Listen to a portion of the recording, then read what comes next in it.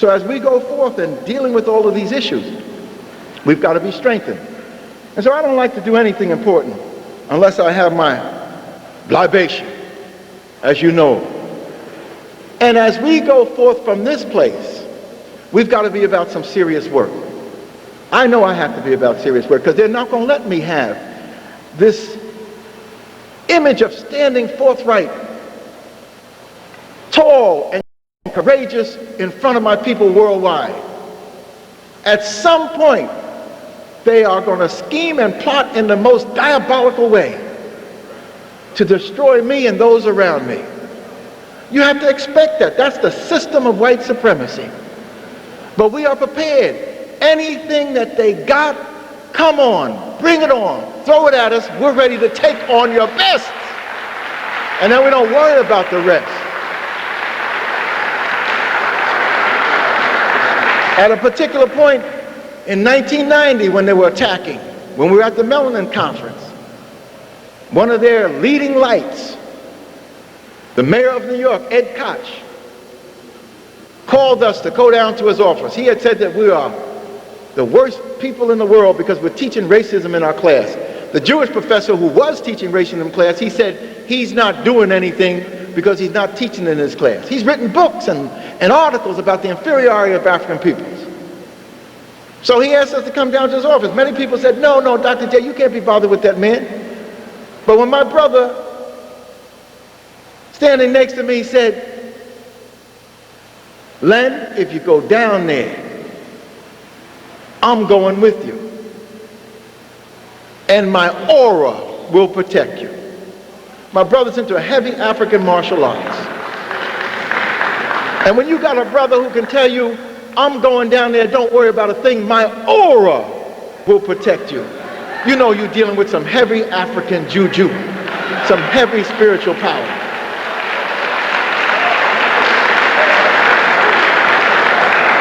And the two Jeffries brothers didn't go down there unarmed.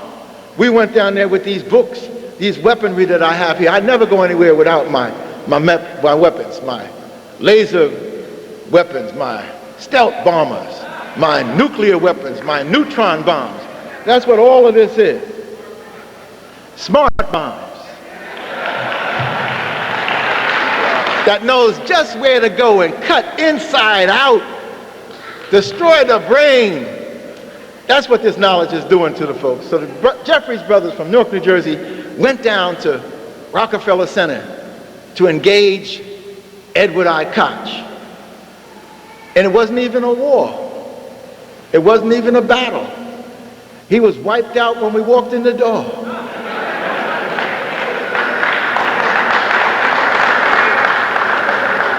He met us in the bathroom. It was raining and we was all wet. So before we went into his office, we went into the bathroom to dry off. He saw two good, strong, good-looking black men run into the bathroom, and he darted out of his office. And that's where he met us. Introduced myself, and I said, this is my brother. He thought it was my bodyguard. I said, no, this is my brother. From the same womb, same mother. See, they can't imagine a strong, powerful black man standing next to another, and they're not brothers. Somebody I was supposed to be paying. No, you can't pay your brother for doing what my brother is doing. Traveled with me for a year around the country. Harvard, Yale, Howard, Morehouse, University of California, to stand alongside of me. And if you ever see him, he's got a bald head, got his arms wrapped around him like this, looking at the audience, daring anybody to think about doing something against me. That's my baby brother.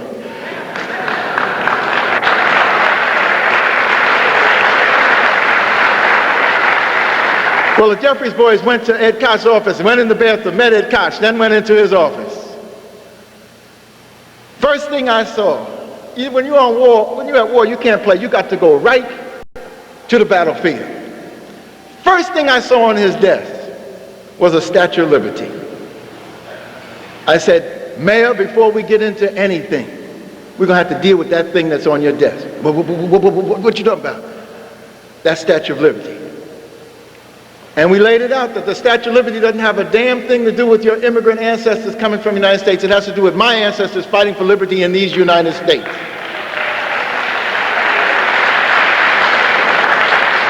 He knew he was in for a battle from day one. And we let him know we wasn't there to pussyfoot. We wasn't there to kibitz or have tea and crumpets. We was there to wipe him out. Psychically, spiritually, intellectually. There's a war against African people. It's been going on for 500 years. Chancellor Williams says it's been going on for 2,000, 3,000, 4,000 years. And we have to understand that. So we laid out our struggle to Mayor Koch, and he hemmed and hawed. And unfortunately for him, he taped it. And so we have Dr. Jeffries wiping out Ed Koch in his own office.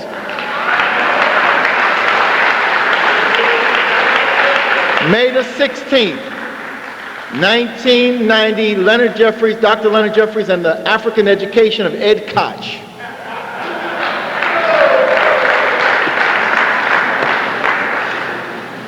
Not only is he going to be thoroughly and has been thoroughly embarrassed by the session, but it shut him up for a year and 4 months. He had nothing to say about Leonard Jeffries Jr., even though he was the biggest and hottest item of discussion. He had nothing to say for a year and 4 months. And didn't say anything until the Albany speech came out and I mentioned my meeting with him. What are you all talking about? I went to the best of your own. I laid it out about your involvement in slavery. I showed him the dozens of books that I have, most of them written by Jews about the Jewish involvement in slavery. I'm a professor. Am I supposed to deny this information that is now available? Am I supposed to not synthesize and come up with the necessary conclusions that the evidence points to? Yes, Jews were involved in slavery at every level of enslavement, in every place that there was enslavement. They begged to be a part of the process just like everybody else. They was involved in Amsterdam. They was involved in Spain before they was involved in Amsterdam. They was involved in Portugal before they was involved in Spain. They was involved in France. They was involved in England. They helped the Dutch set up the Dutch West Indian Company, the Dutch East Indian Company. They helped the Portuguese set up the Portuguese Brazilian Company. They helped the Swedes set up the Swedish African Company. They helped the Danes set up the Danish Company. All of these trading companies involved in the enslavement of Africans. And when it came to the Americas, they got involved, north and south, Charleston, South Carolina. New Orleans, they got involved in New England, the slaving center of the North. One of the largest and wealthiest Jewish communities was in Newport, Rhode Island. There have been books written about these things, written by Jewish scholars on enslavement in reference to the Jewish involvement, and 40 of the 50 books have been written by Jewish scholars. Lopez of Newport is written by a Jewish scholar. The Jews of the South is written by a Jewish scholar. The Jews of Mobile is written by a Jewish scholar. The Jews of Charleston is written by a Jewish scholar. The Jews of Richmond is written by a Jewish scholar. The Jews of New Orleans is written by a Jewish scholar. The Jews of Latin America is written by a Jewish scholar. The Jews of Brazil is written by a Jewish scholar. All of these are titles of books of the Jewish involvement in enslavement of Africa. What the hell are they talking about? What are you talking about? The English didn't want you involved in their enslavement process, but you begged to get in. And Ben Mahasset wrote a letter in the 1620s to ask the English government to let you in. The English didn't want you in because they chased you out of England 1290 AD. You were chased out of England, but you begged to get back in. And how did you get back in? You wrote a letter saying that you can help the English finance the enslavement process and set up trading companies just as you were doing for the Dutch. And they said, bring us 12 of your richest, come on in. That's how they got back into England. And then Cromwell and others brought them in a large measure during the Protestant Revolution called the Cromwellian Revolution. You got to read the history. Not only master the history of African peoples, but master the history of the European, but with an African-centered mind, an African-centered perspective. You got to deal with planet Earth. You're the center of planet Earth. So that's why the African studies that we're involved in equips us to deal with all of this enormity of our traditions. But you got to have the courage. You can't be like the people up at Howard. But I'm used to that. My wife and I used to go down to Jackson, Mississippi, invited by Margaret Walker. I would do some speaking, my wife would do some speaking. This is the 1970s. My wife is an artist. She put up a beautiful art exhibit of the black struggle in the new student center at Jackson, which had apartments on the top. So we were staying up there in the apartments, and they had meeting room for the board. The exhibit was up 2 days, and the people came to us and they said, Professor Jeffries, do you think you could take the exhibit down? We said we thought it was going to be up for a couple of weeks. Well,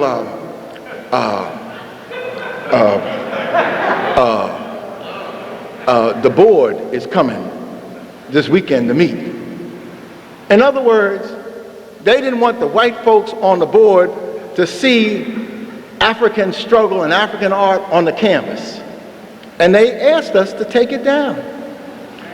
That's what we have to understand, that there is control over our minds, our heart, our spirit, control over our will.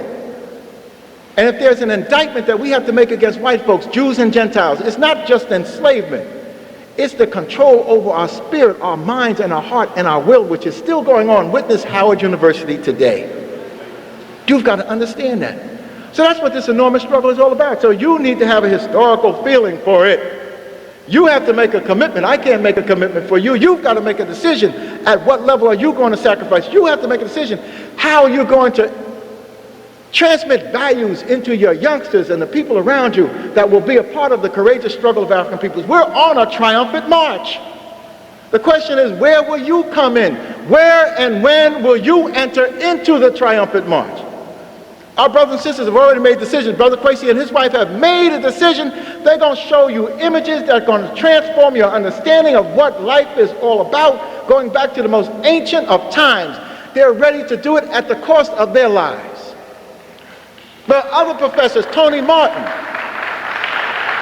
is not ready to compromise. He's not ready to apologize. When they attacked him for having in his classroom the book published by the Nation of Islam, The Secret Relationship Between Blacks and Jews, 20 years of his working with white folks, 20 years of his being an outstanding professor, 20 years of his setting up the Black Studies Department didn't mean anything. They were willing to destroy him professionally and psychologically and intellectually if they could. He said, no, I'm about struggle. And I'm going to fight you. Even if it's just me fighting you, I'm going to fight you. And they were shocked.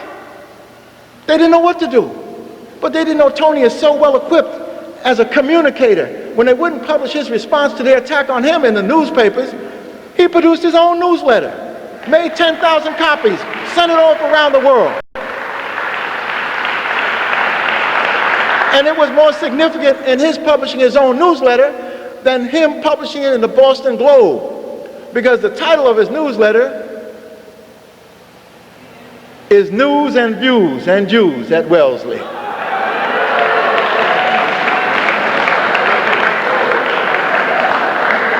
The struggle continues, and it's a victorious struggle.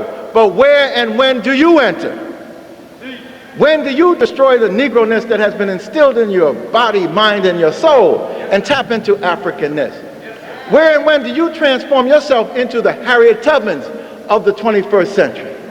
Where and when do you become the Malcolm X's of the 21st century? You've got to make that decision.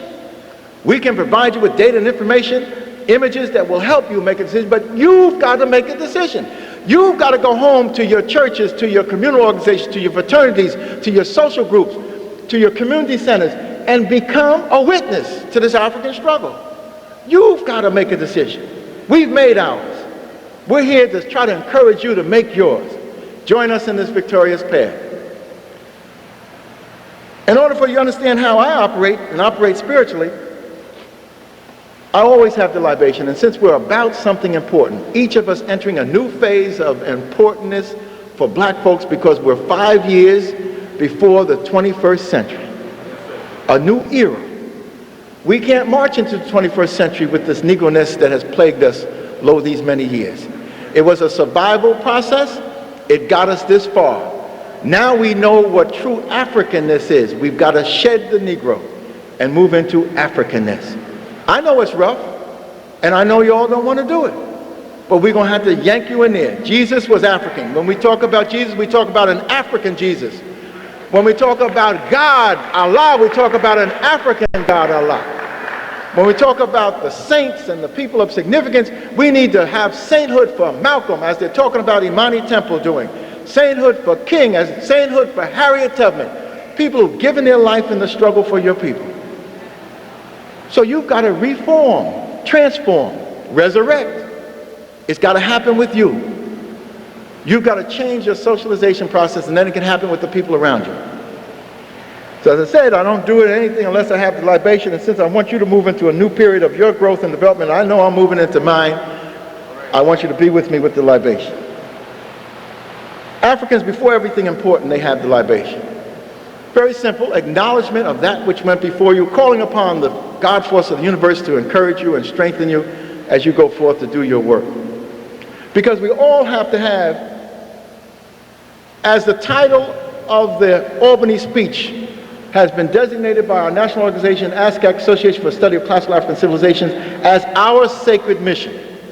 Because I'm always talking about our sacred mission. Each of us has to develop a sacred mission. Every generation has to make its contribution. Every individual has to make his decision or her decision where they're going to contribute to the sacred mission.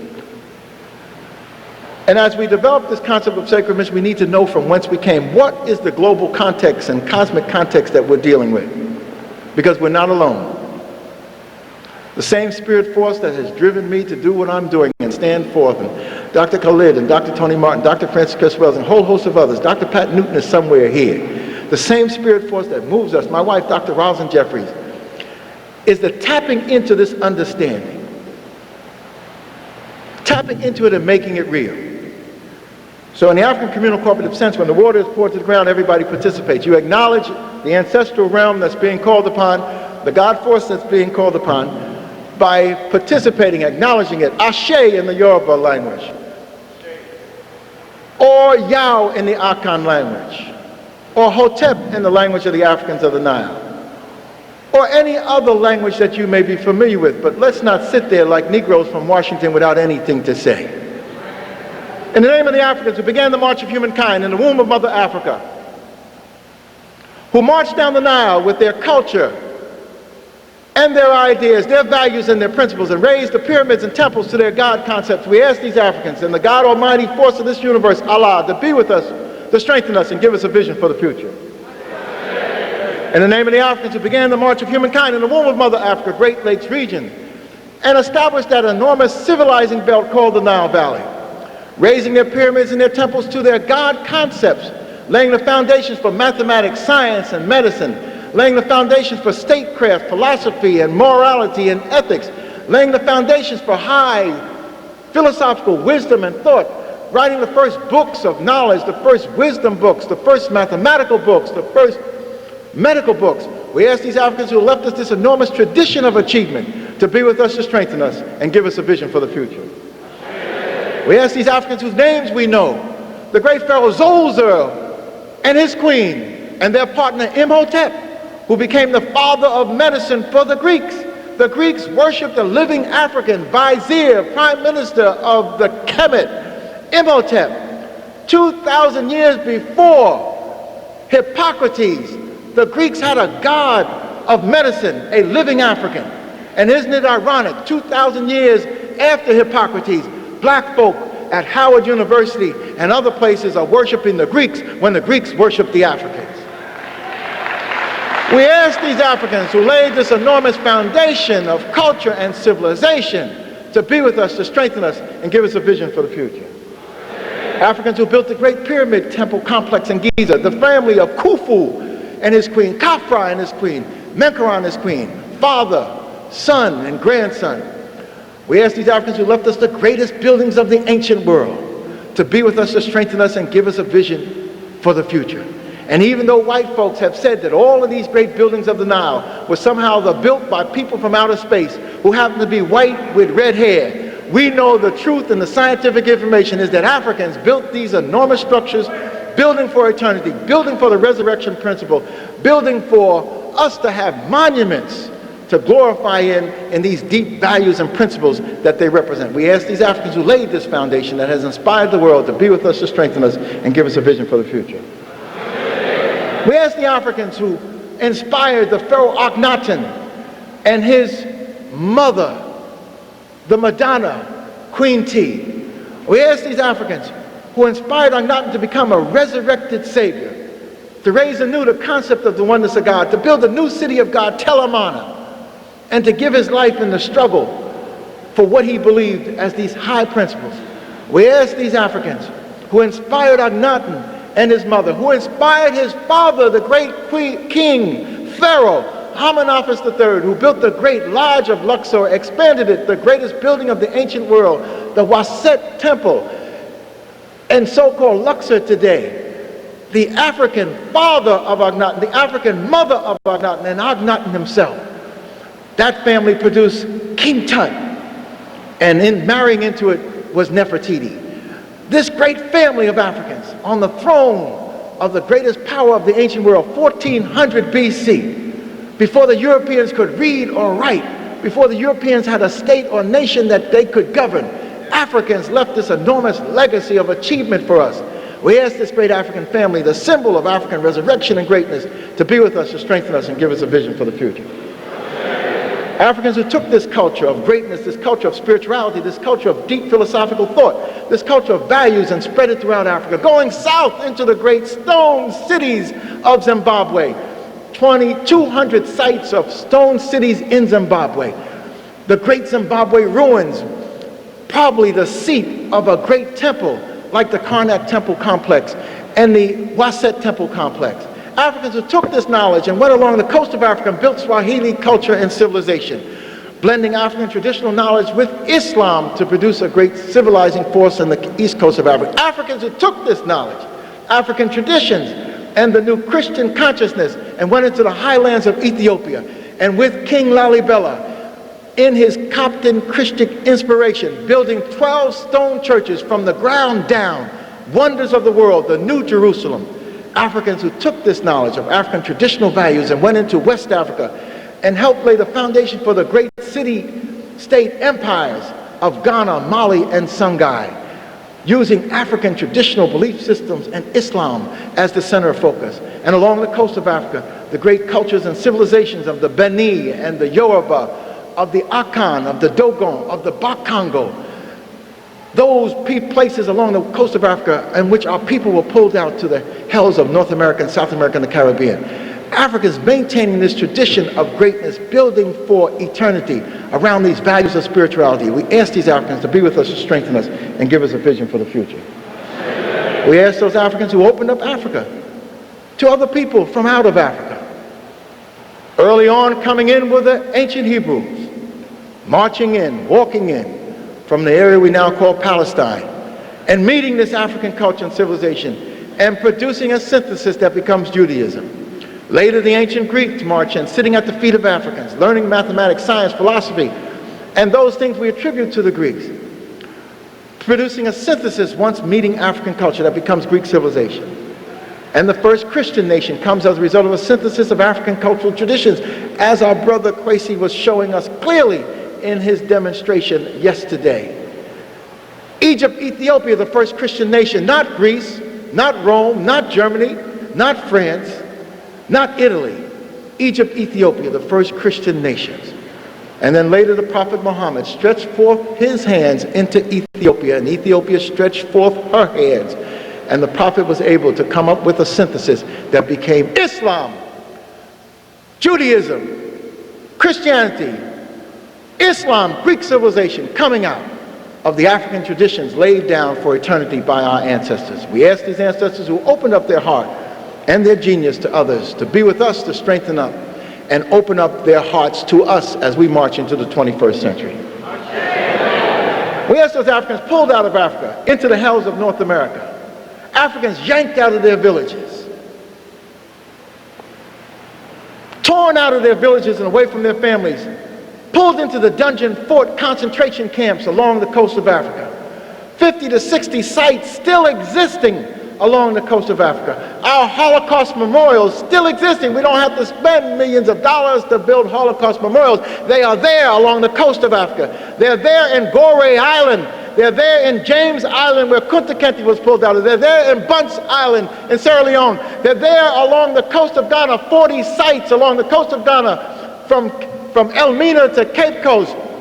Dungeons, prison camps for our people. They're there in Nigeria. They're there in Rwanda, Angola. They're there all around to Fort Jesus in Mombasa, Kenya. African Holocaust memorials that we have to make spiritual centers of healing for our people as they were pulled out of Africa, waiting in the night for those prison ships to come to take them through that Middle Passage. Africans who gave their life in struggle in the Middle Passage as they struggled out of their villages, as they struggled in the holes of those slave dungeons. Millions, tens of millions Africans lost. The 100+ million Africans lost. Speak to us and tell us to get ready for the 21st century. We ask these Africans who are telling us not to forget, never and never and never again. We ask these Africans to be with us, to strengthen us, and give us a vision for the future.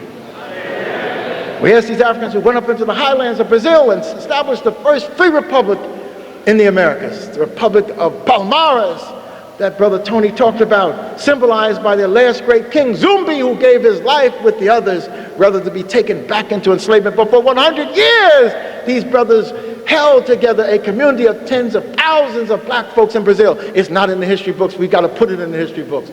We ask those Africans who went into the highlands of Jamaica and the other islands of the Caribbean and laid down a tradition of struggle and resistance and Africanizing in the maroon communities. We ask these Africans who left us this enormous traditional struggle to be with us, to strengthen us. We ask those Africans who went into the backwoods of Florida and Georgia and bonded with the Seminole Indians to produce a tradition of struggle, the great Seminole Indian Wars, as they fought for freedom in these Americas, maintaining a struggle with the indigenous people. We ask those Africans who came together behind Boukman and Dessalines and Bacchanal and joined in the great struggle in the Haitian Revolution, the greatest land-based slave revolt in the history of the world, Haiti. We ask these Africans who left us this enormous tradition of struggle and resistance to be with us, to strengthen us, and give us a vision for the future.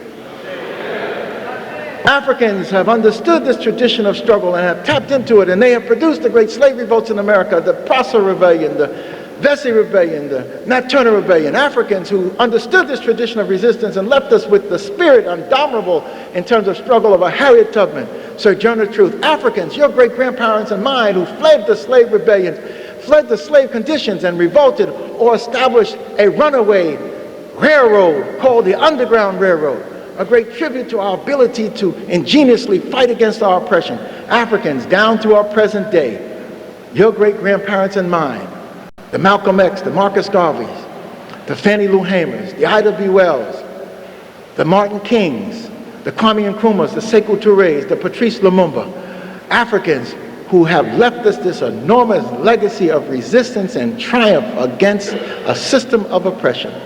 We ask these Africans to be with us, to strengthen us, and give us the courage and the vision to go forth into the 21st century, and we do this for African youth everywhere on planet Earth.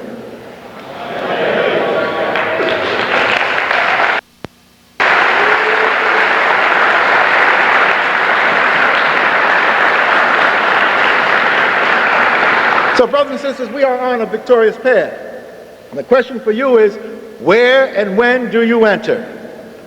The knowledge is there. It's not going to be easy, because if you tap into it, you possibly can be the victim of the system of oppression, but you have to arm yourself by organizing. Agitate, educate, organize. Form the study groups that will allow you to tap into this knowledge. Form the community groups that will allow you to protect yourself as you grow together. Form the political groups so you can speak to your own political interests. Form the economic groups so you can use some of that great wealth that black folks produce for black people. In fact, we have a formula which we use, and that formula is what we call pyramid analysis. And in the document that was put together by ASCAP, our sacred mission, we have the use of the pyramid as a major symbol that we have to recapture and use for empowerment. The pyramid becomes important for us because it is a symbol that represents the most significant achievement of our ancestors or anybody's ancestors in the ancient world. So we have to take back the pyramid. We can use the pyramid as a symbol to process data and information. This enormous explosion of information and data that you've seen here for these 2 days, that's in the works of our great scholars, that you should have in your library. Before you leave here, you should make sure that several of these books and these other materials that we have are part of your building of the library, or you're helping your youngsters build the library. The material is there. But what you need is a formula for processing the information, for learning to use it. And we've come up with what we call pyramid analysis. It is important for us to take back these pyramids because, as I said, everybody claims them. In our Judeo-Christian heritage and Islamic heritage, we have some kind of belief spreading around for centuries, if not millennia, that the ancient Hebrews with baked mud and straw built the pyramids. There are no pyramids in the Nile made of baked mud and straw. Certainly not on the Giza Plateau. They're all hewn out of living rock. The Great Pyramid involves 2 million plus blocks ingeniously put together, building for eternity. That's why everybody wants to claim these enormous structures, because whoever built them stands at the head of the human family uncontested. So you've got to reclaim them. But we're not telling you to go back to the pyramids and ride a camel like Ed Koch did, or stand in front of them like Menachem Begin did, claiming that his ancestors built them thousands of years ago. We're telling you to take the symbol of the pyramid, take the one side of the pyramid that is a triangle, and use it to process information and data. Dr. J has come up with a formula which I call pyramid analysis. At one polarity in the pyramid you have what I call the thesis, the basic foundation. At the other polarity I have what I call the antithesis. For every action there's a reaction. And as you deal with the data and information around the axis of the polarities, you process that information, break it down, analyze it, and then you pull it back together and synthesize it. We have to become synthesizers of the enormous information on planet Earth and in the cosmos. Not just African-centered information, we have to have an African-centered perspective as we look at all information. We have to look at the Greeks now from an African-centered perspective. Look at ancient Hebrews from an African-centered perspective. Look at Islam from an African-centered perspective. And that which you will produce out of those important historical developments will be something that can empower you, can enrich your life, can help you go forth into the 21st century. Thesis, antithesis, synthesis. We have to become synthesizers. As you link the polarities, think of a circle linking them. That represents external systems analysis. You've got to think in terms of systems. And inside the pyramidal shape of the triangle, put an inner circle. That represents internal understanding. You have to think in terms of systems analysis, external systems analysis, internal. Internal represents for me core spiritual values. You are motivated by core spiritual values. You move by core spiritual values. Something inside of you speaks to your soul. That's core spiritual values. We have to be processing seriously core spiritual values in our culture so that our youngsters understand this. The outer circle represents that external universe that we have to deal with, the cosmos, the social, economic, political, cultural forces that all of us have to negotiate. You have to have an external analysis of your life. You have to have an internal analysis of your life to have a systems understanding. And as we build for the 21st century, and we build, we have to understand we have to build internally in order to have that strong foundation and motivation. We have to build externally in order to resist those forces that are against us and put in place those forces that can work for us. At each polarity, we have an important segment of our development. The first and foremost polarity of any systems is economics. If you do not have economics, you have nothing. Economics is your productive capability, your creative capability. Black folk are very productive and creative. We are the most productive and creative people on the universe. We began creativity and productivity as you look through human history. But we don't profit from our productivity and creativity. Other people let us produce and create, and they profit from it. That's the slave mentality. That's the slave process that we still haven't broken from. If the African in America produces $400 billion every year from his sweat and his brain on the legal market, and another $250 billion on the illegal market, we are dealing with 750 plus $1 billion that goes through our hands every year. But we don't have the economic capability in place as of yet to reprocess any significant amount of those dollars for our development. If we could only break the mental chains on our mind and destroy that fear in our heart and recycle 1%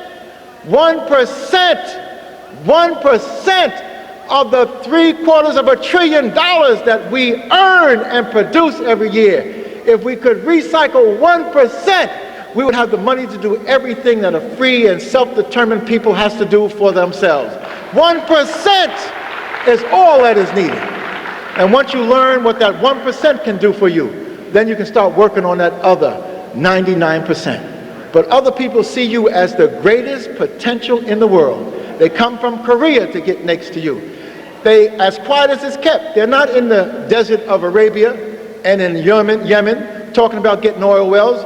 Those oil wells are controlled by the royal family.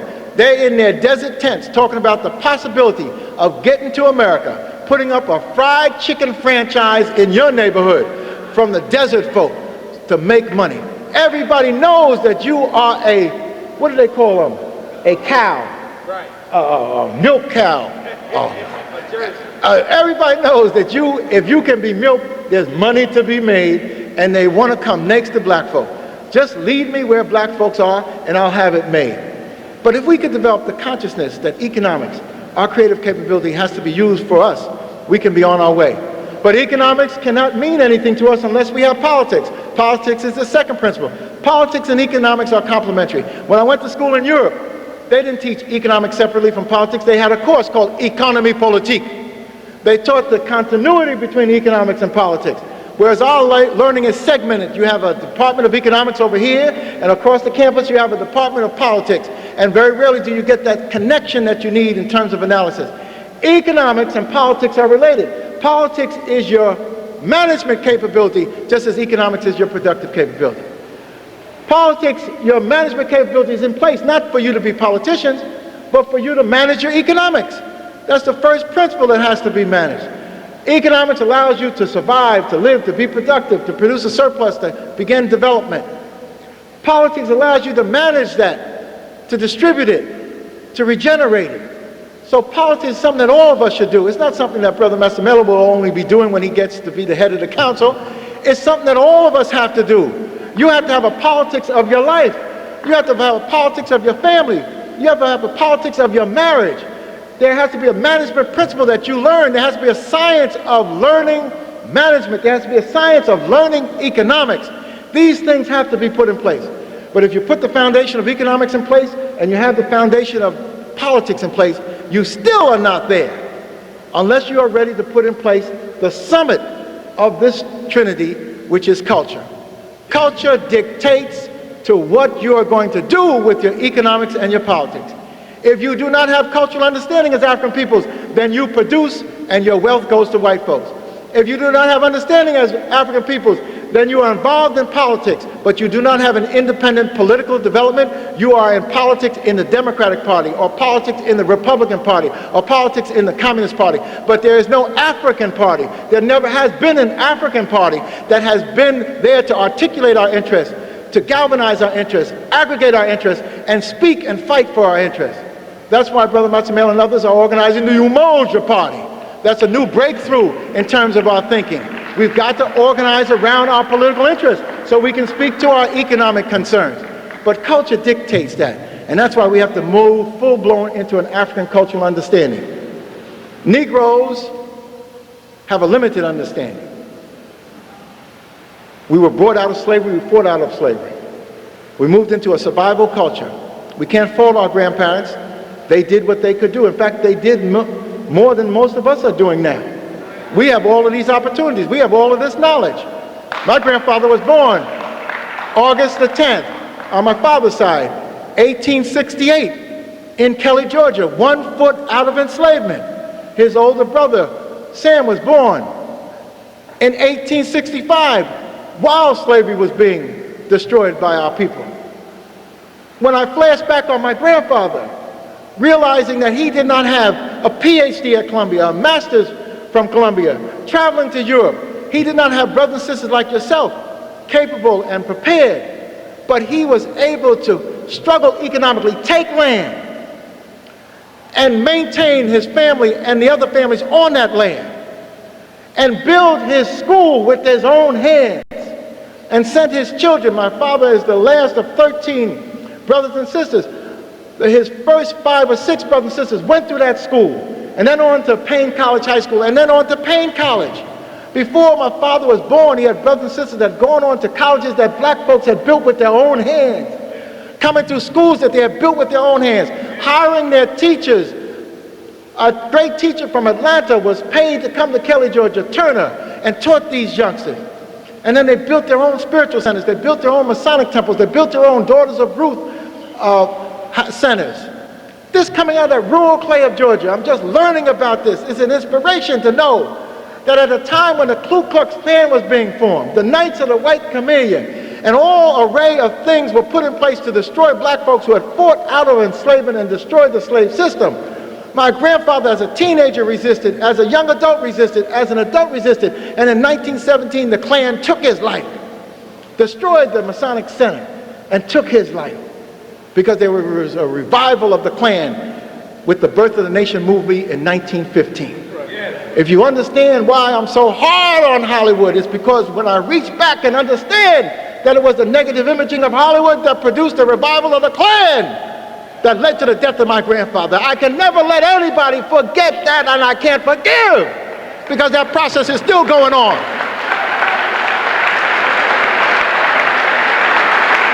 And there's nothing that the Jewish community can say that will relieve them of the burden of having taken the cinematography of Hollywood and creating a death process for black folk with the negative imaging that exists around Hollywood, particularly Africa, particularly the black male.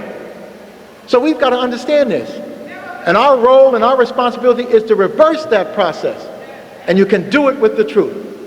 Once you start tapping into the truth and start making this a part of your cultural development, it will change things. That's the type of thing that has motivated the Dr. Ben and the Dr. Clarks of the world. Dr. Ben and his great works. Tap into his school of knowledge. 3 of his great works. Africa, the mother of Western civilization, speaks to our understanding. The mother of Western civilization. He doesn't say the mother of African civilization. Africa, the mother of Western civilization. One of Dr. Clark's trinity of books, Dr. Ben's trinity of books, is the African origin of Western religion, the major Western religion. So along with Africa, the mother of Western civilization, in Dr. Clark's trinity of knowledge, Africa, the mother of Western civilization, at this polarity. African major, the origin of the major Western religion, at this polarity. And at the summit, Black Man of the Nile and his family, which he's revised many times. These 3 volumes will lead you into the school of knowledge that Dr. Ben represents. And you've got to tap into these schools.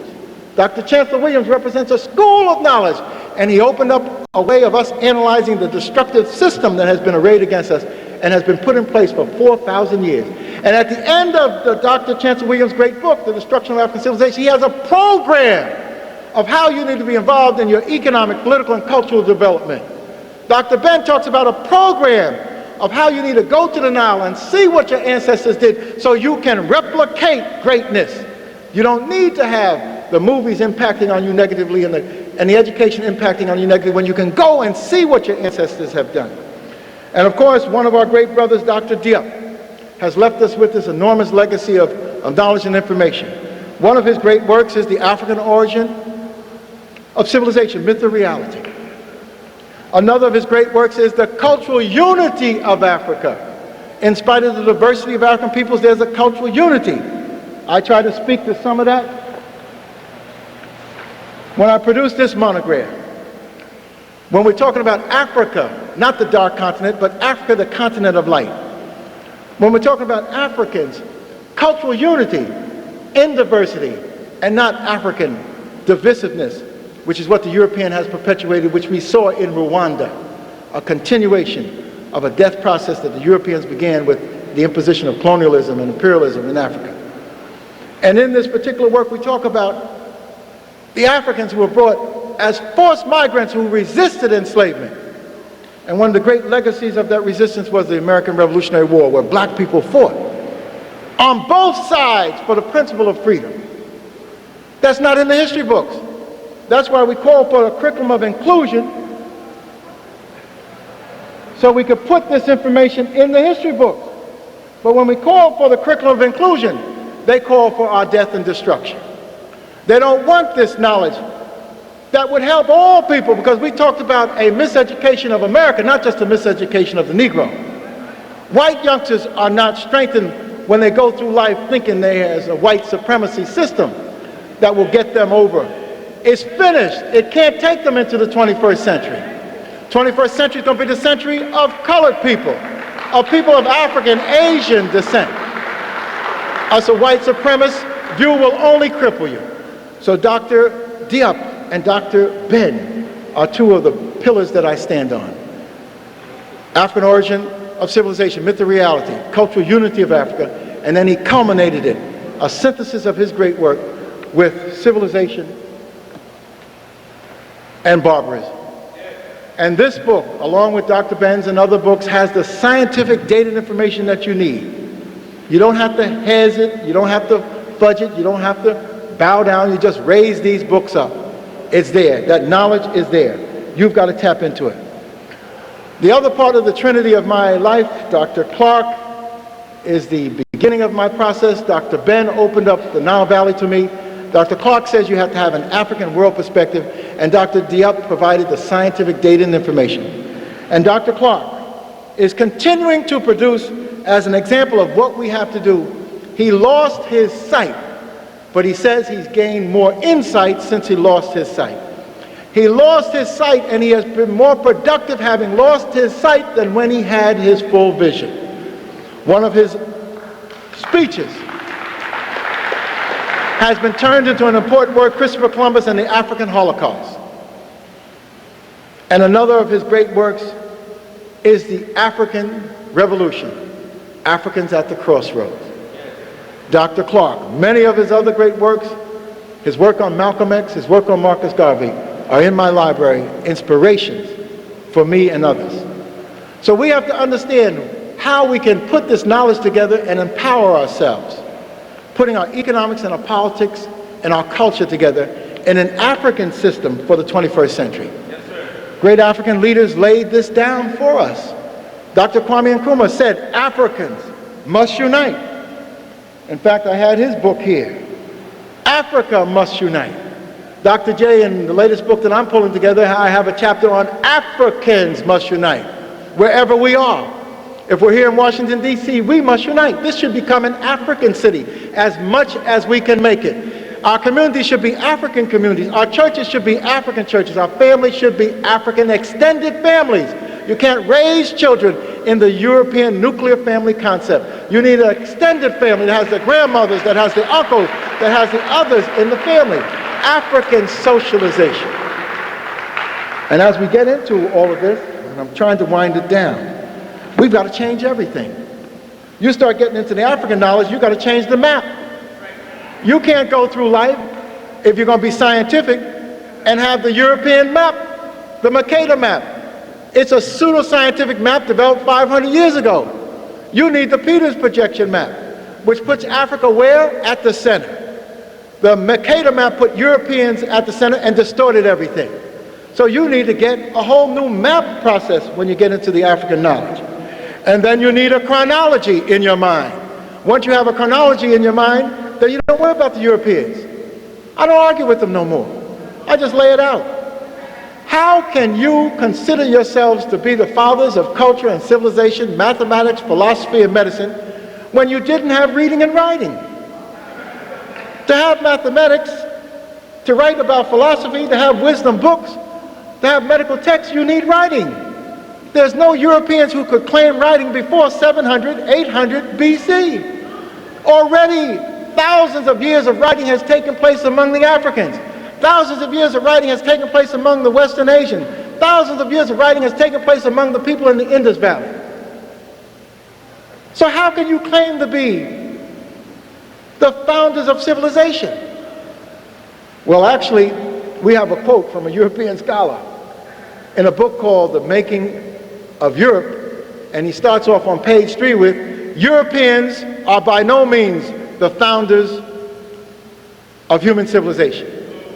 Half of Europe's history had passed before anyone in Europe, half of Africa's history had passed before anyone in Europe could read or write.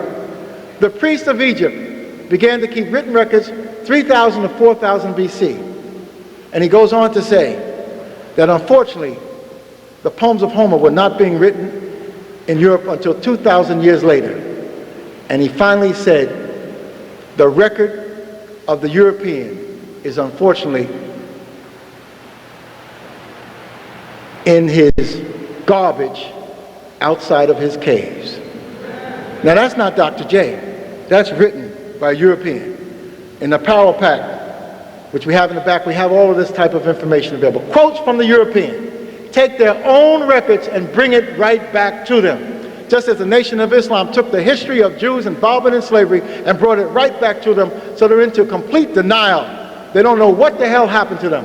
Didn't we help you all with civil rights? Yes, you helped us get your rights through our struggle. And that's what happened. We even understand that now. But as we wind down, we're talking about an African geography that puts Africa at the center. We're talking about an African chronology that puts Kemet at the center. Thousands of years of African development, the Old Kingdom, the Middle Kingdom, the New Kingdom, the Nubian Renaissance, before the Europeans could read or write. And once you have this type of timeline, you can start to work with this. In the Power Pack, we have the Asa Hilliard timeline. And then once we start to take a little bit of it, we might as well go the whole hog and take it all. In Washington, D.C., overlooking the city of Washington, is a monument that has not a damn thing to do with Europeans. It's an African symbol of resurrection. It has to do with the male and the female principle. It has to do with the centrality of the female principle, bringing forth life. This is a deep concept in your culture, but you don't know it because we are culturally illiterate when it comes to our culture. That's why African-centeredness is absolutely necessary for us. The African-centered educational movement is absolutely necessary. When you get that information, what do you do with it? You organize manhood and womanhoods organizations, brotherhoods and sisterhoods. But not brotherhoods and sisterhood for the glory of individuals. Brotherhoods and sisterhood that are the trusteeship of your people spiritually. That's what this great pillar temple represents. This pillar temple inspired the Greeks. 1,000 years later, the Parthenon was built on the Acropolis. 500 years after this building was built, Solomon was inspired to build his pillar temple in Jerusalem. But what you need to understand about this pillar temple, it speaks to what you have to do. Form the brotherhoods and the sisterhoods that are about not wearing some clothes and not step dancing and not showing out and not dividing of our people, but taking the trusteeship of our people spiritually and making it work for you. We have to reform our Masonic orders, reform our Eastern Stars, reform our fraternal system into African spiritual brotherhoods and sisterhoods. Just as we have to take our church and make it an African spiritual center, creating God, Allah, in our image. So there's a lot of work that we have to do. But it has to be done around family. And the last thing I want to leave you with is the images of one of the greatest families in the history of the world that I mentioned. But I'd like to leave you with the image of this family as I leave this podium. Most of you will be given a tidbit of knowledge around King Tut. That's the way the European does. He takes a little bit of our truth, processes it, throws it up, but we have to connect it up. We have to synthesize it. We have to make it an empowerment process for ourselves. Yes, there was a boy king called Tutankhamun, but he had a family. None of us created ourselves. We all come out of a family. And the African family is the foundation of the human family. King Tut married into the great family of royalty of Nefertiti and Akhenaten. They had 6 daughters. As Brother Kwesi's queen mentioned, he married one of the daughters of Akhenaten and Nefertiti. King Tut, but we never see him with his daughter. We only see him in terms of the gold mask, but you don't see him in a family way. And if King Tut and the daughter of Akhenaten and Nefertiti were married, they had to be produced. Nefertiti she produced the 6 daughters, but she couldn't do it by herself. Nefertiti had to have a little help. Men are in on the beginning of the process, and then they step back for a while the growth takes place, but once the birth takes place, they got to be right back in. helping to lay the foundation for a true and meaningful life for the new life. But Nefertiti was not of Africa. She came into Africa to marry into the royal family. She was of Asian, African background coming from Mitanni. But you see Nefertiti by herself. Many of you have even bought Nefertiti earrings, Nefertiti underwear. But you never see her hooked up in a family way. And my basic intention is that once you put the family African truth in there, it wipes out the European pretense of greatness. This is the husband of Nefertiti. The great Pharaoh Akhenaten, one of the great men of the world, crucified saviors, built the new city of God, Tel Amarna. Tried to reform the whole process, raising anew the concept of the oneness of God. One of the great men in the history of the world, married to this great woman, but you never see her connected to her great man. He was of Africa. And you know that because he came out of the womb of a great African woman, one of the greatest in the history of the world, Queen T or Tai. From Nubia, sitting on the throne of Egypt for more than 2 dozen years with her great husband, Amenhotep III, helping him build the Great Lodge of Luxor, the greatest building of the ancient world, this great woman. Their statue is one of the greatest statues in the Cairo Museum, 2 stories high, in the Great Gallery. Her son was one of the great men, crucified saviors of the world. Her daughter-in-law was Nefertiti. Her grandson or younger son was King Tut. How come this woman is not in everybody's mind? Everybody's home, everybody's study group, every book on the Nile Valley or the history of the world. Could it be that if you put this African equation in the picture, it wipes out the pretense of European glory? Because when she was on the throne of Egypt, helping to build the great monuments that she built and helping her son to build as he did, there was not a European who could read or write. There was not a European who had a nation state that he could call a nation. There was not a European that had commerce and culture around the world. There was not a European that had science and mathematics. There was not a European that had philosophy that could compare to this African greatness. So brothers and sisters, we reference our history to let us know what Africans have achieved and conceived Africans can still achieve in the future. We have to go forth with this understanding. But we have to understand it will be a struggle, as Frederick Douglass said, and I'm standing in Frederick Douglass's city. Imani Temple is right around the corner from some of Frederick Douglass's houses. And over in Anacostia, Frederick Douglass had another house that my buddy John Kennard took and used for his home. Frederick Douglass left us with these words, and I leave you with them. And I'll be here to answer any questions, and I want you to purchase some of this material from us so you can help us with the legal fund. But I leave you with this. If there is no struggle, there is no progress. Those who profess to favor freedom yet deprecate agitation are men who want the crops without plowing up the ground. They want the rain without the thunder and lightning. They want the ocean without the awful roar of its many waters. Power concedes nothing without a demand. It never did, it never will. Find out just what any people will quietly submit to, and you have found out the exact measure of injustice and wrong which will be imposed upon them, and these will continue until they are resisted with either words or blows or both. The limits of tyrants are prescribed by the endurance of those whom they oppress. This is a brother who fought his slave master and fought his way out of enslavement like thousands of our people. It is that type of struggle that we have to continue to wage as we build for eternity. This summer we're going to Africa as we usually do. It'll be a great summer because the great king of the Ashanti will be celebrating his 25th anniversary, his silver anniversary. So end of July, August, we want some of you to join us. In November, there is the first week in November, the 6th to the 16th, a education health conference. Anybody interested in that can see me about information on that. And you can call my office if you wish to help us in any way. That number is 212 in New York, 650-8650. Or if you want to leave a message, 212-650-8651. And we have envelopes here if you want to contribute to the legal fund. Our sons of Africa leave each other with those Frederick Douglass words. But because they realize the significance of Africa, as we take many of them to Africa each summer, they have come up with an addition to the Frederick Douglass quote. And that is, whenever they leave each other, they say, "Next summer, Africa. Next summer, Africa." We need to develop a pilgrimage process to Africa. Next summer, Africa, I swear. In other words, I'll do all I can to make sure I get involved in a pilgrimage. Thank you, brothers and sisters. Go forth, continue to struggle. We are winning.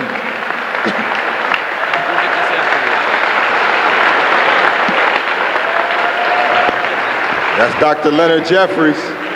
Let's give it up again. So brothers and sisters, we want to take questions. If you have questions, you can just line up at these steps right here, and we'll let you come up. If you have questions, just line up at these steps to my right, your left. Again, we want to thank everyone for coming out. We want to thank the Dallas think tank. Brother Steve Washington came from Dallas think tank. He always helps and hosts us in Dallas, Texas.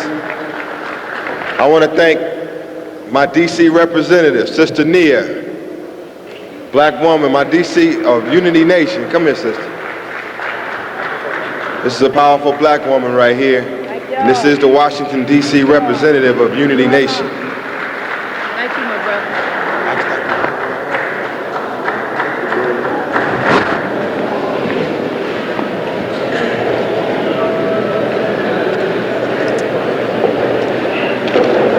There's a young sister and a baby who need a ride to Forestville, Maryland.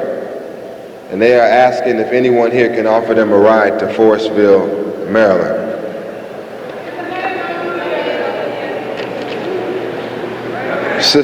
Okay, where's Sister Nia? I have the ride. Could you see Sister Nia right here at these steps?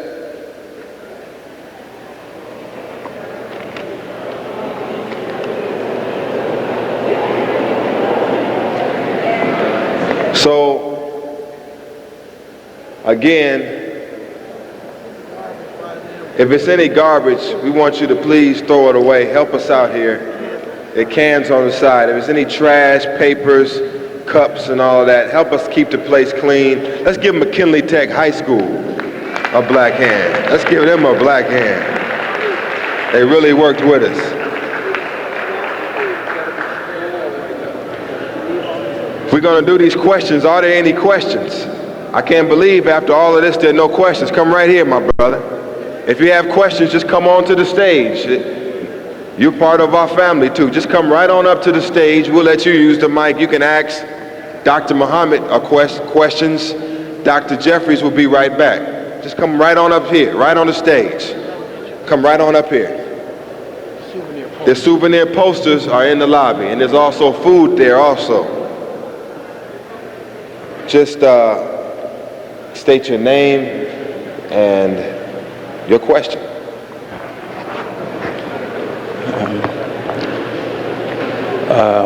Good evening, brothers and sisters.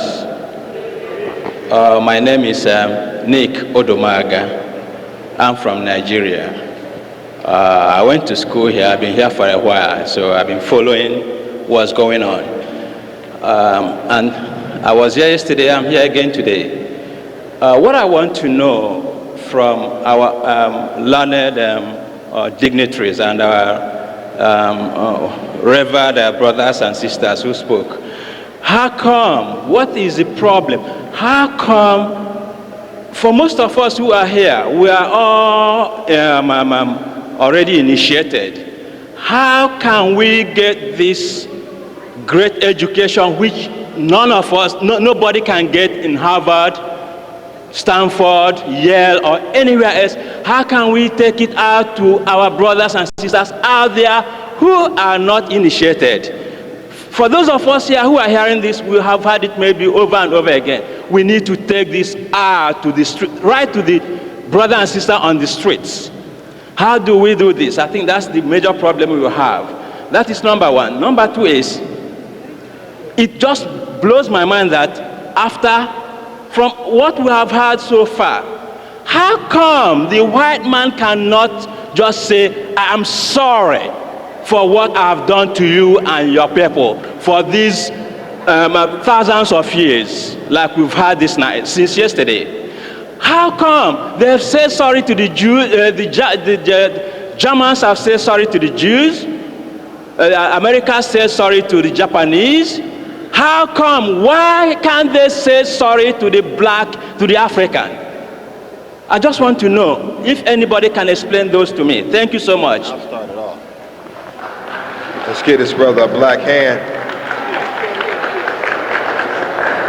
It seems as if the essence of his question was, why the white man? Why can't the white man apologize for what he has done to us?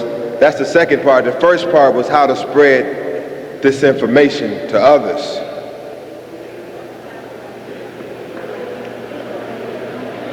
I'll give a brief answer on that. To spread this information to others, sometimes it can be done in a mass format, but we should never undervalue the importance of each one teach one.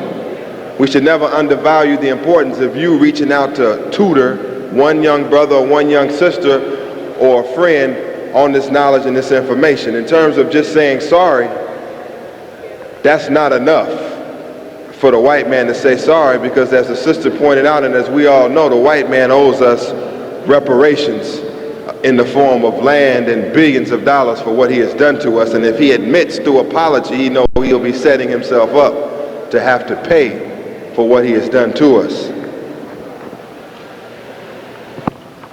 Next question.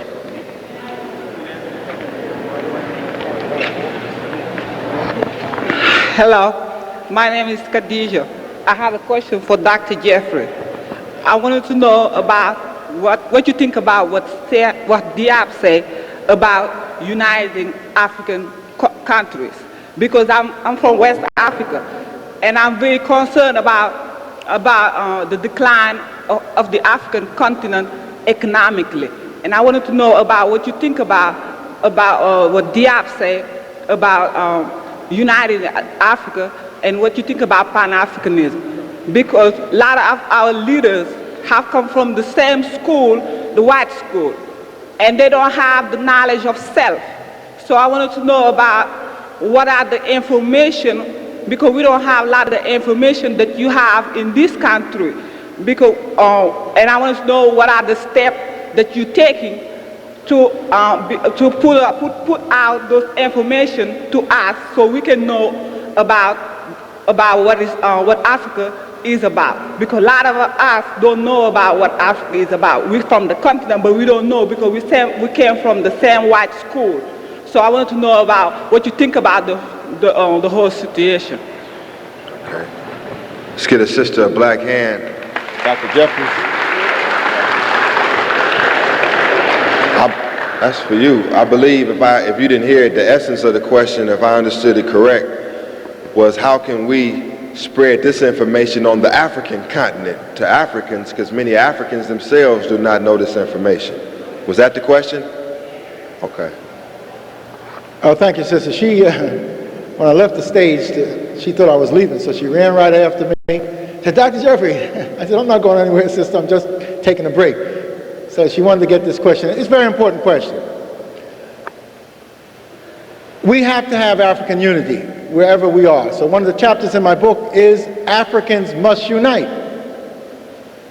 But we also have to understand we're up against a system of white supremacy that does not want us to unite.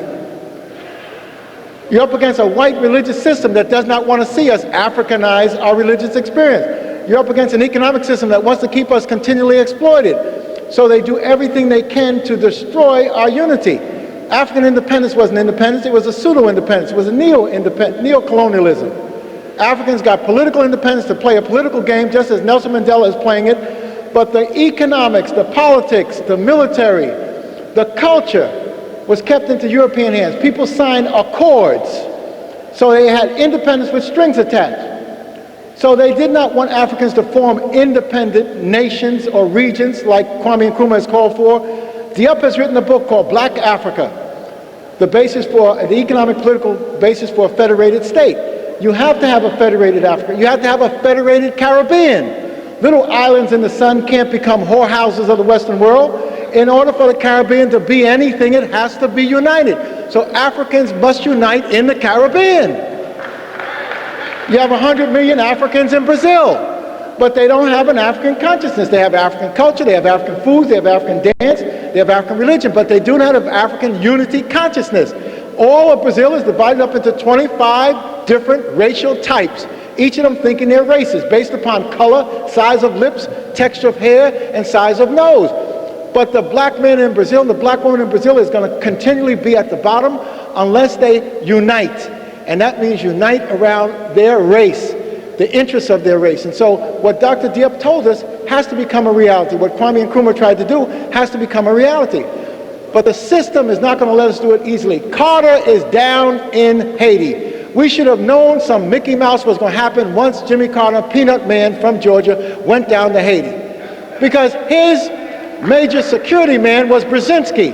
And Brzezinski memorandum, I have in my home a copy of it, which said we have to keep Africans divided. So the context of divide and rule is a basic tenet of white supremacy. Our context of African development is unity at every level, unity with diversity. All right. And also, Brother Ashra Kwesi is still here, and his queen, Sister Mary Kwesi, is here. So you can have any questions if you'd like to direct to them on the information they presented. They will also take questions. Right this way. Brother Khalid Muhammad wants to touch on that question. Let's give him a black hand. Let's get into it. Essentially, Sister Khadijah, in my judgment, Africa must be awakened. And I believe that before we can wake Africa up, we must shake Africa up. Many of the African leaders on the African continent, for the most part, almost all African leaders on the African continent are deaf, dumb, and blind. Of course, there are some exceptions to that. Very definitely, there are some exceptions to that. Many who teach in the colleges and universities and the school system on the African continent do not have a knowledge of self. However, there are some exceptions to that. Sister Khadijah's primary concern was the fact that many, what we call continental Africans, that many continental Africans, we make a distinction because we're all Africans, and we make a distinction between the continental African and the so-called diaspora African. Many continental Africans have never heard this. Many continental Africans do not draw from the rich research and the rich academic resources that a Dr. Leonard Jeffries or Dr. Tony Martin or the many other scholars before us, the Kwesi family of Ashra and Merira and others, never do they draw from a Steve Coakley and others. So as a result of that, I believe that it is most important that we begin to spread this kind of message on the African continent. I believe it is important that we understand that the power of African spiritualism and African religion, that no matter how powerful it is, the white man was able to come in and take Africa from us and take our minds for the most part because we had never witnessed a demon or a devil like the white man, and so he came in and caught us off guard. And so our brothers and sisters who practice the Ifa, the Akan, the Yoruba, and who are into ancient African traditional religion, those who practice the principles of Mayat on the African continent, we must begin to wake them up. But we must shake them up and make sure that they understand that the white man is not a devil, but the white man is the devil. From the Cape to Cairo, he is that. One last point. So we have to begin to set up these kinds of conferences in African colleges and universities and high schools and among the grassroots on Africa, on the African continent. We must begin to get interpreters and translators in the languages of the colonizer, because many of our people can communicate better in the language of the colonizer than we can in our own traditional languages. But we must have interpreters in the traditional languages, and we must have in the traditional language, and we must have interpreters in the languages of the colonizer, in French, in English, in Spanish, in Portuguese. We must make sure of this so that this message and this research and this information can be taken the length and breadth of the African continent and throughout the islands of the Caribbean and throughout that section where the second probably most powerful population of black people in terms of numbers on the South American continent, so that we can begin to come up under a form of what Dr. Osagyefo Kwame Nkrumah, as Dr. Jeffries referred to, under this system of Pan-Africanism. Right. Brothers and sisters, there is an election coming up in November, a general election. As I announced last night, I will be a candidate in the Ward 8 City Council race. That election is in April.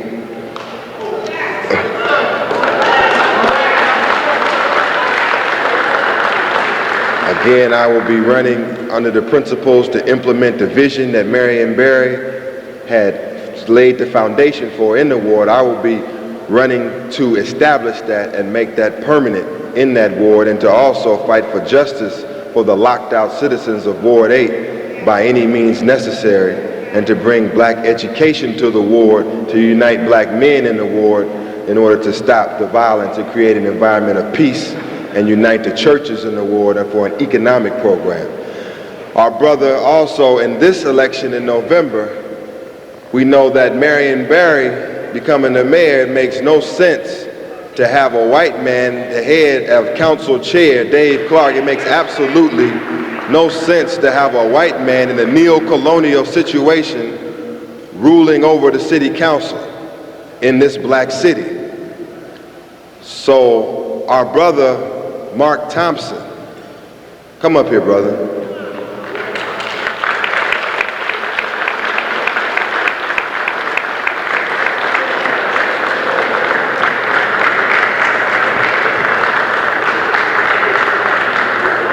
Brothers and sisters, let me say something. Whenever we have differences amongst our people, we should always do our best to squash those differences and unite and get over it to the best of our ability, and to not hold grudges where we don't have to, when the ultimate objective is the liberation of our people. So Unity Nation is endorsing Brother Mark Thompson in his quest for City Council Chairman.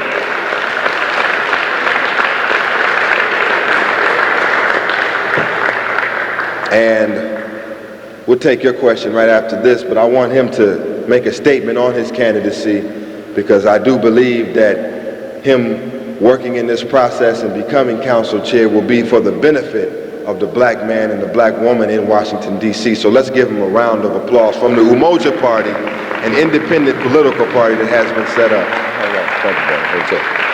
Hotep, sisters and brothers, I want to say a debt of gratitude, Medasi, Asante Sana, to Brother Malik Zulu Shabazz. Let's give him a round of applause.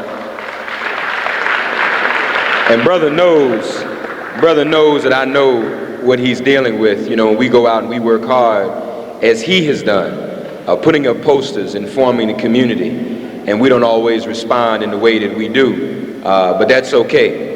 Where we are gathered in this number, this is enough to do what we need to do. Am I right? So we need to go and spread the word from here to our sisters and brothers who, for whatever reason, could not be here. I simply want to say to you that I appreciate and say thank you and accept the endorsement of Unity Nation. As you all know, we have formed a new party, and I'd like to speak to that tonight primarily and say to you that the deadline, if you live in Washington, D.C., the deadline for you to register to vote in the November 8th election is October the 11th.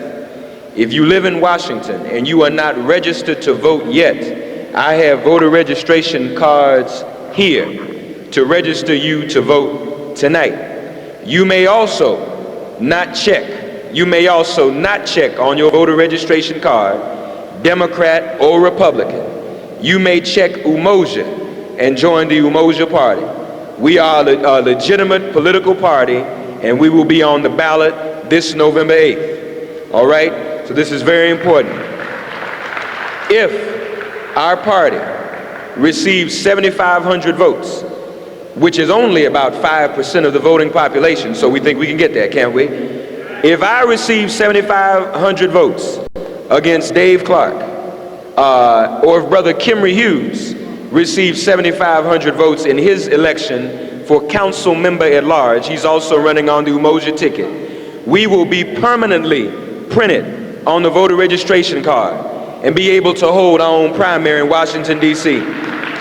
And so while what happened on September 13th, 1994 is historic, what will happen on September 13, 1996 will be more historic, because we want to make this the last election where everything is contingent upon the Democrats. We must build our own party. This is what the Umoja Party is about: unity, the first principle of Kwanzaa. And if in fact we are legitimized, and if in fact we win, and I think we will, as brother said, not only am I running against a white man, but I am running against a white man who is chairman of the city council beginning in 1982, presided, and under his watch, the black homicide and murder rate went up, black deaths went up, black infant mortality went up, black AIDS patients went up, black unemployment went up, black poverty went up. All of this happening in this community under his care, and so we must do something about this. But if we are victorious, we will be the first party of our kind since the Mississippi Freedom Democratic Party in Mississippi under the leadership of Sister Fannie Lou Hamer. In her memory, I leave you in closing. As you know, the Umoja Party grows out of PASU, our revolutionary organization. And we will be holding our second annual Fannie Lou Hamer Holistic Health Conference for African women at Imani Temple, October 7th and 8th. So that's just something to put on your calendars. Sisters and brothers, I love you dearly. We have heard very important messages tonight. Let us uphold these sisters and brothers that have come before us. Let us step in front of them and take a bullet in front of them if necessary, because that's exactly what I know I would do and what they would do for each and every one of you. Hotep, sisters and brothers, and Madasi.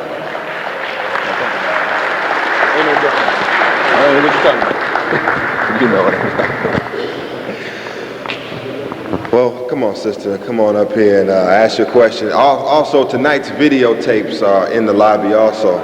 The audio will be available later, 202-291-0014. Ashra Kwesi's tapes are here. Matter of fact, if you have any questions for him, also. Could you sign these two, please? Okay. Hi, my name is Stephanie Stanley, and I'm a Howard University student, and I wasn't aware of all of these things happening with Howard. See, I'm a pharmacy student, and when I'm engrossed in my studies, I don't have time to get up to the hill, except for when financial reasons come up to hear what's going on. But I was, deeply, concerned about what was going on up there, because that is our civil rights that are definitely being violated. But I want to thank, our African brothers and our sisters that are here in America that are really, trying to help us along with the struggle. And we should try also our very best to do the same, or at least the very minimum that we can do to help each other, because that is our problem. My main concern and my question is that I'm sort of, what do you call it? I don't like how we are called as a race Negroids. I think as a people we should try to change that to some kind of African blackness name. I don't know. But when I heard that our race is called Negroid, I didn't like it. And I said one day I'm going to be in a forum where I can bring that to the attention of all of us. Because Negroid sounds to me too much like Negro, as we were hearing in the context of it being us being uneducated or miseducated Negroes, and also it sounds too much like nigger. So I think that we should, as a people, as this movement goes forth, try to change this Negroid race into some kind of African name or whatever, because I believe Negroid is that Greek or something like that. I don't know, but I believe it's not African. It doesn't say Negroid, so I think we need to do that. And also, another concern I want to leave with us is that I believe we need to stop calling ourselves the minority and call ourselves the majority, because there are more people of colors in this world than there are Europeans or Caucasians. Thank you. We're going to let Brother Ashra Kwesi answer this question. I think our sister is absolutely right in terms of the barbarian calling us Negroid. But not only do they call us Negroid, they call us Pigatoid, Astroloids, all kinds of names. The question is, why can't we come up with our own names? Like Muanthropoid. A Muanthropoid is a mutant human-like thing. That's a scientific term too, unless the oppressed can't name the oppressor. Now, we have taken the names. Why can't we come up with our own names to define them? This is how they define us. So I'm saying, yes, we must correct our name and define ourselves who we are, but we should also define the barbarian who he is in our own scientific terms. And that's a muanthropoid, a mutant human-like thing. Not quite human, but a mutant human-like thing. So when people ask where those white folks come from, well, my question is, I think they came here to this planet on a germ, on a comet, because they seem to be against everything on the planet, so they're a mutant human-like thing. So the term that you use when they call you Negroid and say you are a muanthropoid is a mutant human-like thing.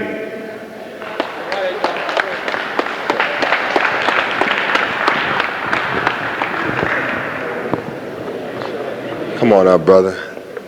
And of course, the Honorable Elijah Muhammad taught that the term Negro stemmed from the Greek and Latin root necro, which means dead. And we were taught that we were now called Negroes because that was the Spanish word for black. But those who colonized us in this part of the wilderness of North America were not Spanish. And their languages came from the Greek and Latin roots, necros, which means dead, which is the state that they rendered us after bringing us here in 1555.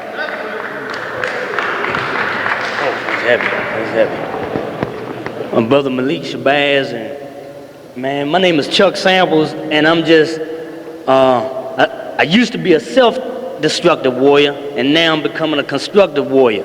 And I just wanted, my thing is for you, because I'm glad you putting this together, you and your Unity Nation. And I'd like to say hi to my brother Al from Men's Rap. Good to see the brother. If it weren't for you getting all these esteemed masters here, where would brothers like me be? You see what I'm saying? We still be on a path to self-destruction. And I'm saying, man, that I like to see you do more of this. And I like to ask a question to you and Unity Nation. Are y'all getting this like to the halfway houses? You know, the Lorton, you know, DC jail, because there's a lot of us out here and we got that ability, but all we need is the people to stir up our dead minds, see, and plant us with that true real mind. See, there's a lot of us brothers, we know the forces out there drawing us, to our true people. And we still, you know, caught up in that devil thing. So, but I appreciate this. And for real, I did not want to take off from work to come here, but I knew I had to live. So I chose life over than death. And I just wanted to say that I appreciate this. I don't know about the rest of the people out here, but I dig this. And you know, I had my people's bond money, I spent it all. But but see, I bought me some arsenal. I went over to Dr. Jeffries' table, spent money. I bought me some that nuclear power you was talking about, because I want it. Because I know how to work it once y'all teach me how. Thank you, my brother. And, amen. Let's give our brother a black hand. Yeah, the brother was very serious. He says he wants to get material on the art of war. There has to be an African art of war, so I'm going to hunt up some books for him. And he bought a power pack, which has all that work by Wade Nobles and Jacob Carruthers, Asa Hilliard, myself, and Dr. Clark. And but I wanted to be able to tell you, and I forgot, that we're having a national conference on African-centered education in New York next week, Thursday evening, all day Friday, all day Saturday, and all day Sunday. And a lot of people are coming. So those of you who can get on a Greyhound, I'm sure they got some cheap fares. You can take a partner at half price and come on up to New York. Sorry I didn't mention it before when I was at the mic.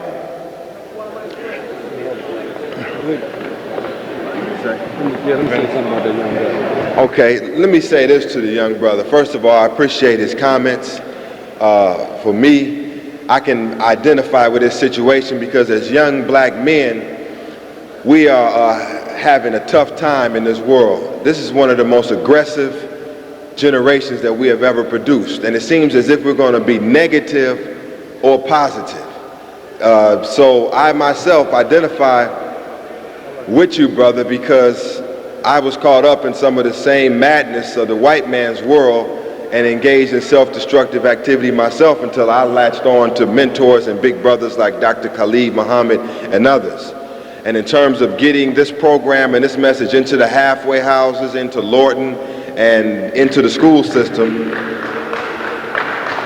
I'm not just making a political statement, but if I'm able to be city councilman, I will do my utmost ability to keep teaching on a mass level and to implement these programs and to bring Dr. Leonard Jeffries to Lorton, to bring Dr. Khalid Muhammad to Lorton, into the halfway houses, into the schools for assemblies. If we can't get the African-centered learning program into the schools right now, then we can at least have assemblies. We can set up a relationship with the principals where at least on a monthly basis we can bring our scholars like Ashra Kwesi and his wife or others, and we can show this information in the school system to all of our children.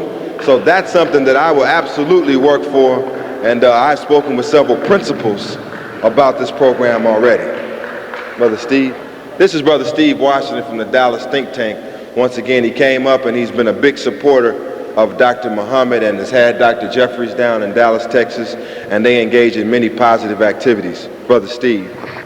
Hotep. I just want to say to the young brother, last time I was here, C-SPAN was here. Cameras was lined on the back wall and writers was lined in the front row. But when they got the heaviness of the message to the people reacted. And that's why they're not here tonight. They can't afford to keep sending the message that hard and strong across the airwaves. So the only way we can do this is shut them out and do it among ourselves. So I tell the brother, if everybody was here tonight, and you got to give yourself a black hand, black people, because you've been here 9 hours, so you really want to be liberated. If you're not, you're almost there. But to the brother, the only way we can do this is with each other. Go to your churches, your community groups, your community organizations. Let them know when you see the posters on the wall, let them know that they're responsible to be here. Because if we can't get the black people in here to help pay these scholars and help pay these lawyer bills and help pay these hospital bills, Brother Malik Zulu Shabazz won't have a fighting chance to keep putting these things together. So the best thing black people can do is build among ourselves, start back beating the drums so we can hear the rhythm of the drum and we can know something is going on.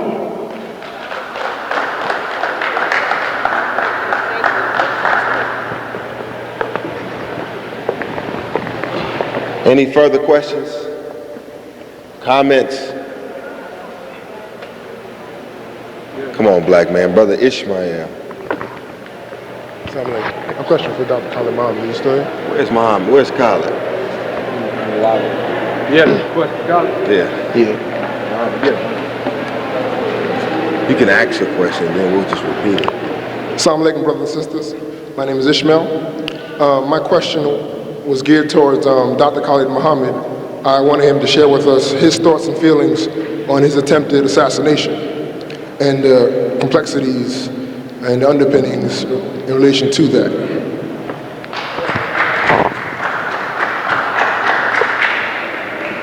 Brother's question is about Dr. Khalid Muhammad's assassination.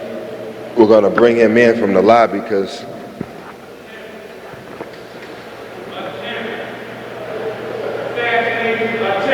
assassination attempt.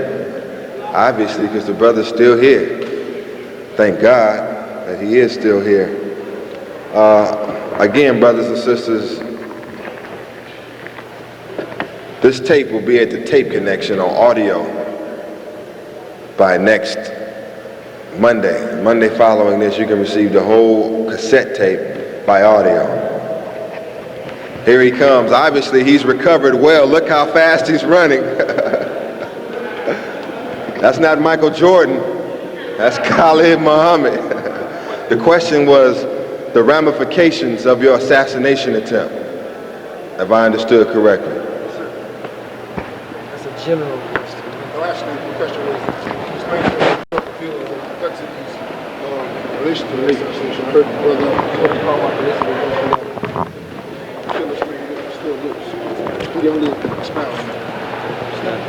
Totally true. The ramifications surrounding my assassination attempt, or the assassination attempt on me, there are aspects of it that I am not at liberty to go into right now because of the very delicate nature of it. There are certain feelings that I have about it that I do not believe that the climate, the atmosphere, nor the time or timing is appropriate to discuss right now. But there are other aspects. I understand that you were under the impression that James Best is still at large, which is not true. He is under arrest and is being held somewhere in the Riverside, California area, which displeases me very much. I wish he was still at large so that we could look for him. Those who beat him and those who attempted to take him out or kill him thought that he was dead.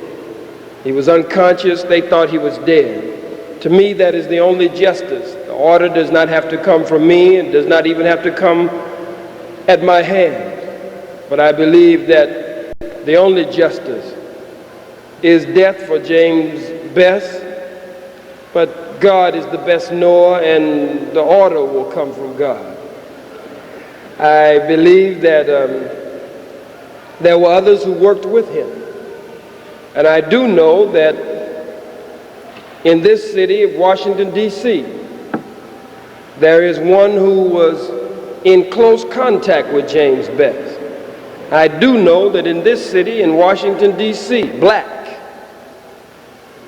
one who talked to him on a consistent basis and who probably, based on the things that he said to him, helped pump him up and push him further over the edge to make him feel that he was doing God a favor, and the man of God, the Honorable Minister Louis Farrakhan, to make him believe that even without Minister Farrakhan talking to him at all, that he was doing Minister Farrakhan a favor by killing me. But someone in this city, I know them by name, worked directly out of a spirit of envy, out of a spirit of jealousy, out of a spirit of just nigger mess, and out of a spirit of almost, I would have to say, conspiracy with him. There are others that we believe are connected to the Jews, others who we believe are connected to the government of the United States of America. There are reports of 2 men who got away from eyewitnesses of the scene. The police did not want to talk about the hole that was cut out of the fence with wire cutters and the bushes that were cut out and the 30-06 with the scope on it. They didn't want to talk about that. They only wanted to talk about the 9mm and the 3 9mm or so that were found in the pack or the sack that they claim was found in James Best's car. And if I go to court, and I close this out by saying, I will not testify against James Best. I will not put myself in a position, according to white law, to perjure myself, but I will not testify against James Best. And I have asked everybody not to testify against James Best. Of course, that decision is up to them. I want him to go free. I want him to walk from the courtroom so that he can be tried in the people's court. I'm not talking about Judge Wapner. It ain't got nothing to do with Judge Wapner. I'm talking about judged in the people's court so that he could get the judgment and the justice that is due him. Justice, so teaches the Most Honorable Elijah Muhammad, and the Honorable Minister Louis Farrakhan, is reward for good and punishment for evil. So whatever justice is, I want to see him get real justice. You know what I mean?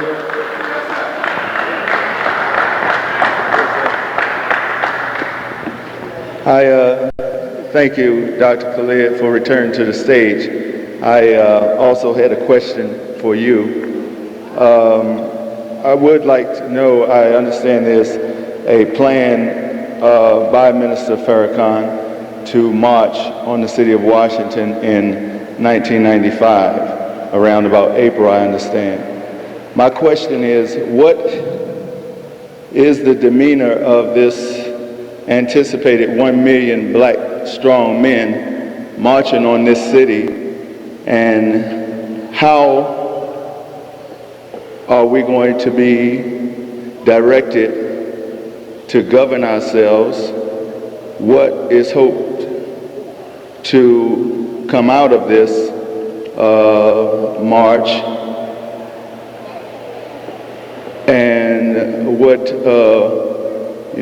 would you direct us in preparation for this march? How would you direct us in preparation?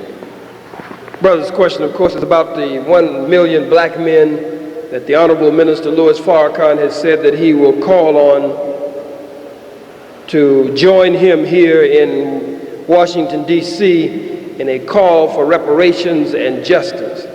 I'm sorry to say, my brother, I don't know any more than that, and I would not want to venture out too far beyond that, because of course strategy, of course maneuvers, of course logistics in some cases will be given to us on a last-minute basis.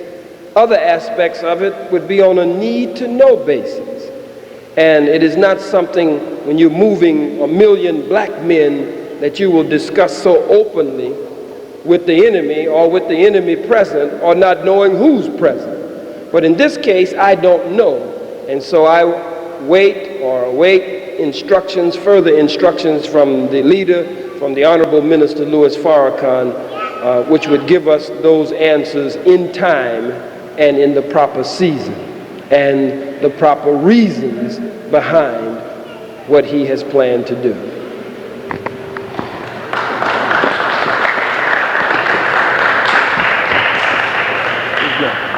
Is this our last question or last two questions? Good evening, everyone. My question is directed to you. Assalamu alaikum, sir.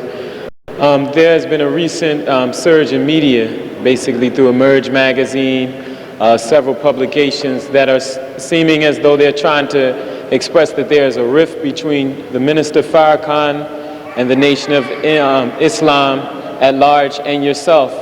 I personally think that that is the wrong way to look at the situation, and I would like your thoughts on it, sir. The Honorable Minister Louis Farrakhan is my spiritual teacher, my spiritual leader and guide, and my spiritual father. In fact, it is the Honorable Minister Louis Farrakhan who is responsible for opening my eyes, responsible for waking me up and teaching me what time it is. And so what I know is that I have learned for the most part from him. And the core power of my message comes from him. And the example and the role model has come over the years from him. And so like any good son, I am not going to run away from home.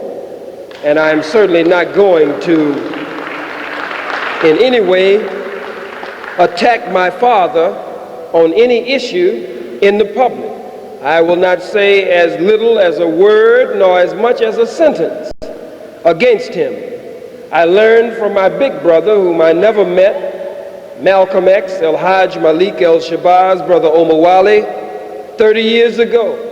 And though my life appears to be paralleling Malcolm's in many ways, as this cycle appears to be repeating itself 30 years later, that is one aspect of Malcolm's life, his conflict with his teacher and his spiritual father, the Most Honorable Elijah Muhammad. That is one aspect of his life that I will not repeat in this day and time that we are living in.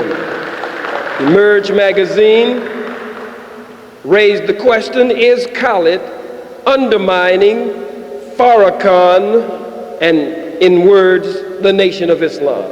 But strictly worded, is Khalid undermining Farrakhan? I'm not undermining the Honorable Minister Louis Farrakhan. I'm undermining the devil. I'm undermining the white man. I'm undermining this Peckerwood. I'm undermining this cracker. I'm undermining this no good bastard, and will always undermine him, and will teach my baby and my baby's babies to continue to fight him from the cradle to the grave. So there is no effort on my part to undermine the Honorable Minister Louis Farrakhan. These Uncle Tom Negroes from the civil rights organizations who attacked me, none of them should have attacked me. They all should have kept their mouths shut. Here in Washington, D.C., in Baltimore, and throughout the country, because it was Louis Farrakhan who made me a minister. It was Louis Farrakhan who made me his national spokesman, his national assistant, his national representative. And so since he made me, and since they did not make me, when the white man came to these boot-licking, butt-licking, buck-dancing, bamboozled toms, they should have told the white man, we have nothing to say. That's between Farrakhan and his student. That's between Farrakhan and his son. That's between Farrakhan and his minister. We have nothing to say. If you want a response, go to Minister Farrakhan and ask him. But these Negroes didn't say that. These Negroes came out, some of them, and volunteered information to the white man that he didn't even ask them for. Scratching and shuffling and bootlicking and buck dancing and begging the white man to accept them. And so I say on the last note that if he made me, then certainly he has the right to determine when he no longer wanted me to be his minister. Certainly if he made me his spokesman and his representative and his assistant, then he has a right to determine how he wants to be represented to the public and how he wants this message of truth represented to the public. God made me the way I am. And I make no apology for the way that God made me, and I'm sure God makes no apology for the way he made me, and he permits me to live. The attack came against my life, but I'm alive and well by God's permission. And so I will continue as I have done, but with guidance and with wisdom and with hindsight, foresight, and insight from my leader and teacher. But I will always be hard on the enemy, and I wish you wouldn't ask me to talk about the white man better or use better words. The hell you gonna tell me what to say to the white man?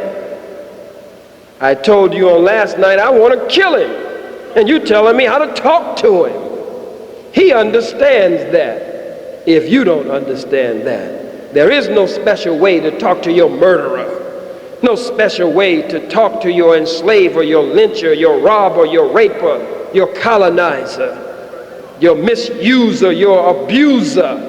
There is no special way to talk to him.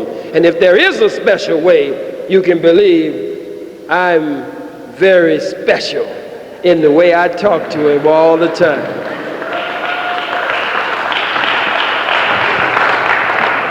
This is the last question. Good evening, brothers and sisters. My name is Vaughn Bennett. I'm a DC firefighter, and I wanted to raise the issue of this dangerous situation that we have here in the city, and that is such that the destruction that occurs in our people's homes doesn't happen in the white people's homes. When the white people need oxygen on the street, they get oxygen, but our people don't get oxygen. We have separate different types of treatment that occur in this city, and the reason why is because the white boys in this city, the control of the fire department, they have controlled it since 1919. They have said that they would not eat off the same pay as a black man, which is, hey, I don't have no problem. They break the place, okay? But they have spent over $500,000 over the last 10 years fighting against us, okay? And they just recently supported John Ray. Fire is one of the worst ways to die, truly. And people need to understand that there's disparate treatment that's happening in the city, and it's due to the cracker. Okay, And the simple fact of the matter is that there's people that know and have been known about this, our elected officials have been known about it, but they refuse to address it like it should be addressed because they're scared, maybe because they feel like this white man got too much money. Yeah, he takes home $500,000 a year from union dues alone, from our fire department. We're the only fire department in the city. It's mostly black. There's only less than half of it is made up of white boys. So we have a soon-to-be elected official right here, Brother Malik, and also in Brother Mark Thompson. And so we look forward to them addressing this issue as it should be addressed, not by compromising it, surely. And I know the brothers are not compromising brothers. So I just wanted to say that to you. Thank you. Brothers and sisters, we're going to go ahead and close out. And what I want to say again, if God and the people bless me to become the city councilman in Ward 8, I'm not going to duck any of these issues. I'm not going to buck dance and act like I don't know and play and fake and shake. I will give my best effort and be straight up about it.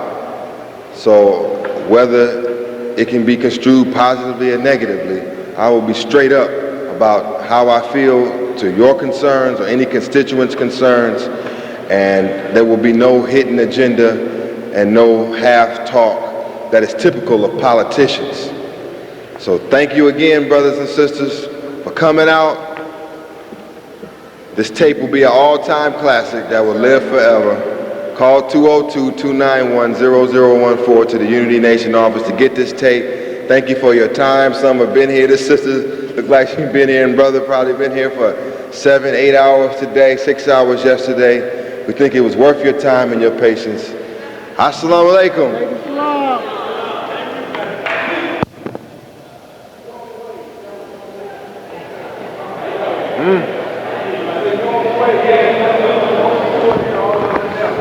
Who? Sister Norma Wade, all the way here from Dallas, Texas. Where is she at? The only reporter from the Dallas Morning News, all the way here from Dallas, Texas. She came to be with us. Let's give her a black hand on the way out. She hung with us at the hotel. She's been here both days. She called, she came, she's a believer. We're gonna make sure you get this tape, sister, so you can study this tape and spread this in Dallas.